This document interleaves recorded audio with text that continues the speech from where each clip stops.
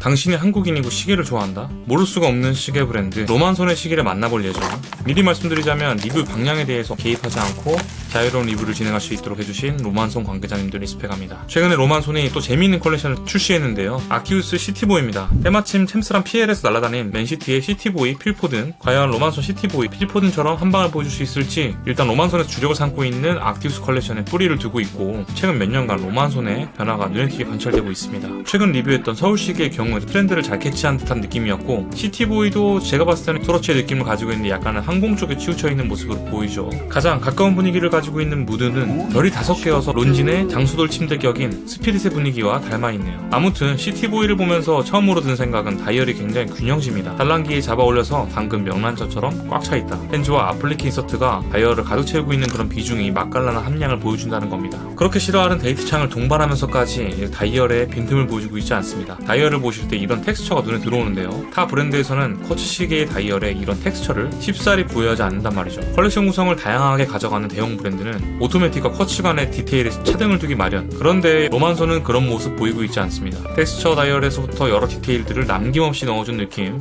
특히 아플리케 인서트를 보실게요. 보통 폰트의 경우에도 상당 부분 시계의 색깔을 좌우하게 되는데 아쉽다라는 생각도 너무 예쁘다라는 생각 들지 않고 자연스럽게 녹아들어있는 느낌이 들죠. 별거 아닌 것 같지만 이런 거 하나하나가 선택이 잘 된 느낌이라는 겁니다. 한마디로 질리지가 않도록요. 일단 트러치적인 성격을 담고 있는데 살짝 아쉬운 포인트를 짚고 넘어가자면 글라스 반사감입니다. AR 코팅이 되지 않은 사파이어 글라스 사용하고 있습니다. 그런데 또 하나의 국밥 시계인 캐밀턴 카키필드에서도 AR 코팅을 사용하지 않은 모습 보이고 있으니 정상 참작 당해버릴 만큼 강력한 사유가 되려나요? 파일럿의 무드를 담고 있는 게 맞다고 한다면 조금 더 아쉬운 부분이 맞다라는 생각입니다. 착용했을 때의 착용감 훌륭합니다. 아마도 국내 시계 브랜드인 만큼 한국인에게 최적화된 사이즈라고 판단됩니다. 40mm 아래로 내려와 39로 수렴하고 있을 뿐 아니라 활동성을 이렇게 저해하지 않으면서 짧게 떨어지는 러그 러그를 가져가 줌으로써 대부분의 한국인 손목위에 안착하겠다는 의지로도 보입니다. 보시는 이 시계들은 이번에 새로 나온 컬러 조합입니다. 먼저 카키와 골드 콤비는 흔하지 않아서 더 매력이 있는 것 같죠. 컬렉션을 구축한 덩치 있는 시계 브랜드라면 프리미엄 가격이 책정되는 색상 조합이죠. 로만손은 마찬가지로 이런 색상과 조합에 큰 차등을 주고 있지는 않습니다.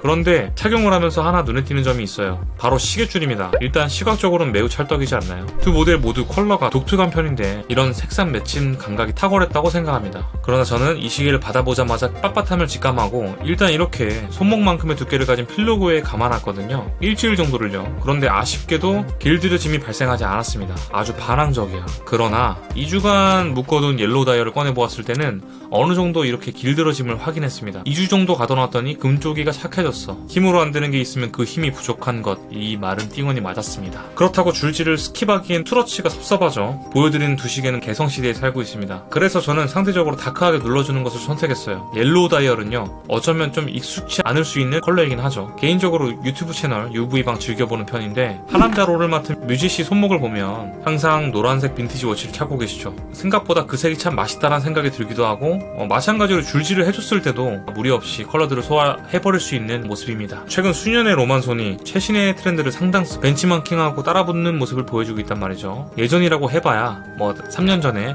롤에게 리뷰할 때지만 클래식한 시기에 집중되어 있었더라면 이젠 이렇게 대중적으로 어필할 수 있는 컬렉션들로 자리 잡고 있네요. 개인적으로 이런 방향성 매우 고무적이고 앞으로도 로만손에게 좀 더 기대를 가져도 되겠다 싶습니다.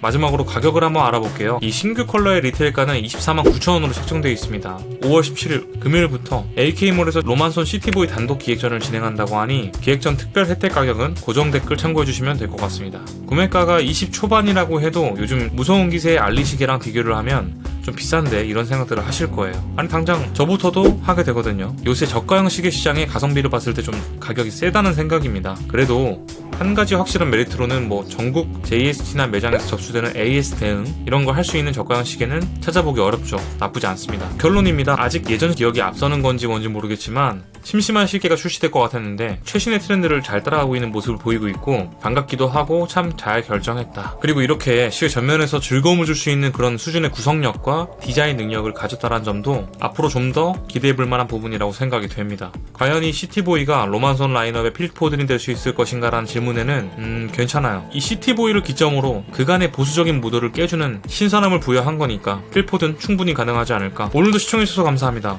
옷 없이 덕이었습니다. 감사합니다.